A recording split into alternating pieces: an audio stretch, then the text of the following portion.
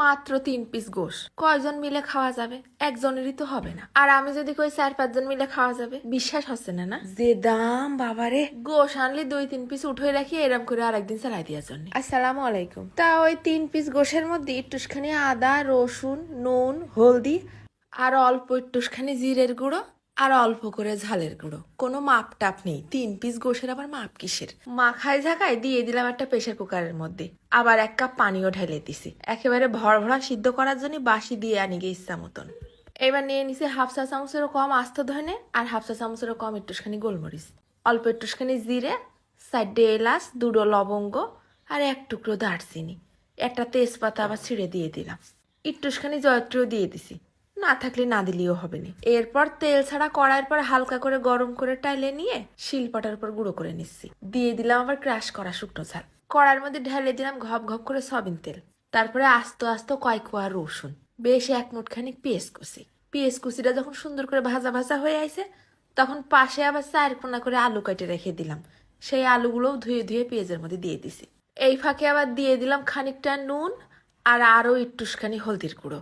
এবার একেবারে ভাজা ভাজা করে নেব। আলুটা কিন্তু ভাজতে ভাজতে সিদ্ধ হয়ে যাবে না। একটুখানি দিছি শুকনো ঝালের গুঁড়ো। ওধারে গোশটাও কিন্তু সিদ্ধ হয়ে গেছে 90%।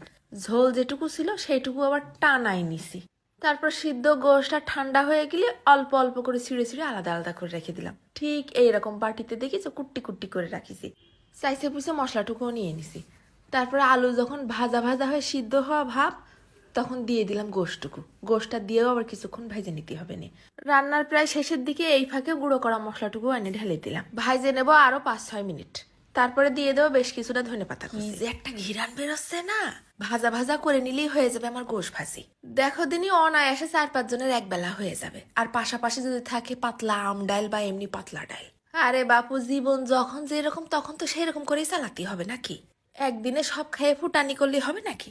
আলুটা তো ভাজতে ভাজতেই গলে গেছে। ভাতের সাথে আলতো করে মাখাই নিয়ে গালে দিলাম। ঘড়ির কাঁটা মনে হচ্ছে থাইমে গেছে। স্লো মোশনে চাবাচ্ছি। ও মনে হচ্ছে আজকে যেন আর ভাত করা না ফুরোই। পাশাপাশি পাতলা ডাইলও রান দিলাম। তা মিথ্যে কথা কব না, নিতে ইচ্ছা করিনি। ভাজা আলু, ভাজা পেঁয়াজ রসুন, সাথে গরম মশলা।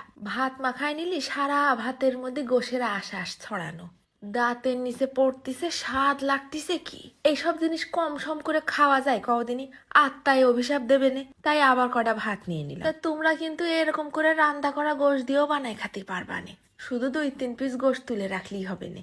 আমি কাঁচা গোশ দিয়েই বেশিরভাগ বানাই। কি যে একটা মজা করে কটা ভাত খাইলাম রে! ওফ, গালে একেবারে লাগিয়ে রইছে।